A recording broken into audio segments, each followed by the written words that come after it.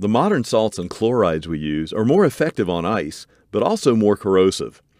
A thorough desalting after each winter storm event is critical to the service life of our equipment. Long before a winter storm hits, you should look over your mixing pad and washing systems to make sure they can handle the coming equipment desalting job.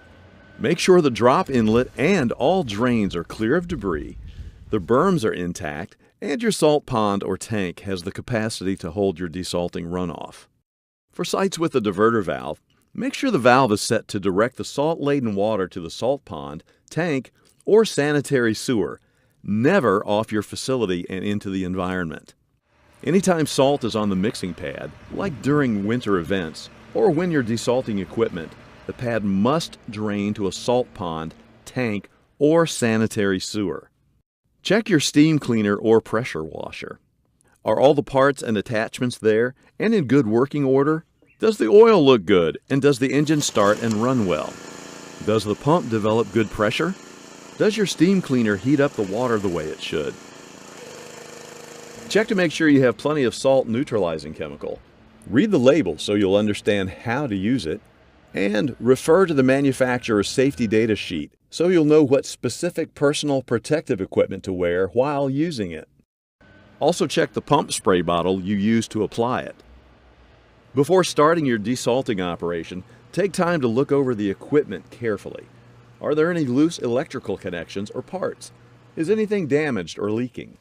All equipment must be desalted on the mixing pad or in a wash bay.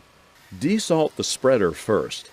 Desalt inside the spreader hopper, then inside the chute and spinner.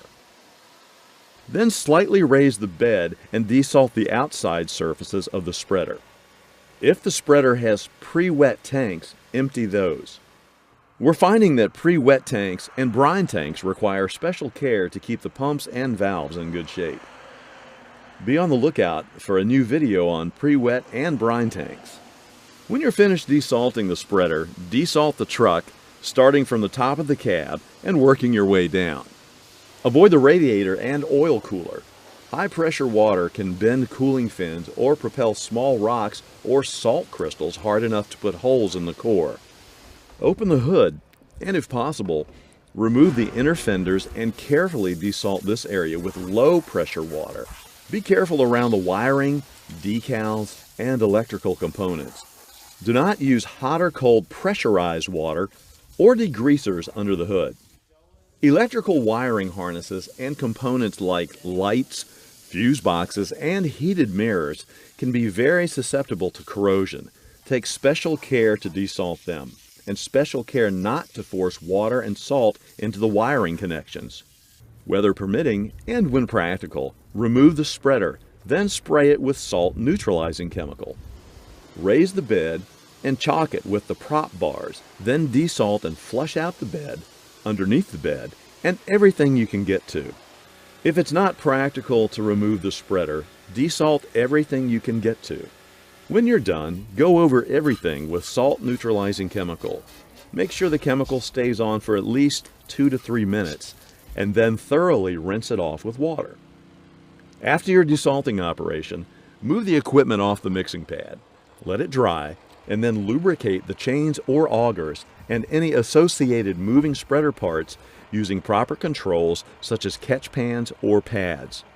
Either at the end of winter or sometimes between winter events, if you have a diverter valve at your facility, you'll need to clean up and change the flow of the runoff water from the pad. First, return recoverable salt back to the building and remove any debris. Then thoroughly wash the pad, clean the drop inlet, and flush the drain line into the salt pond, salt tank, or sanitary sewer. Only after this thorough cleaning can you set your diverter valve to direct runoff water off of your facility. Remember, salt-laden water must never be allowed to flow into the environment. Use this same desalting procedure for motor graders, loaders, and any other equipment used to fight winter snow and ice.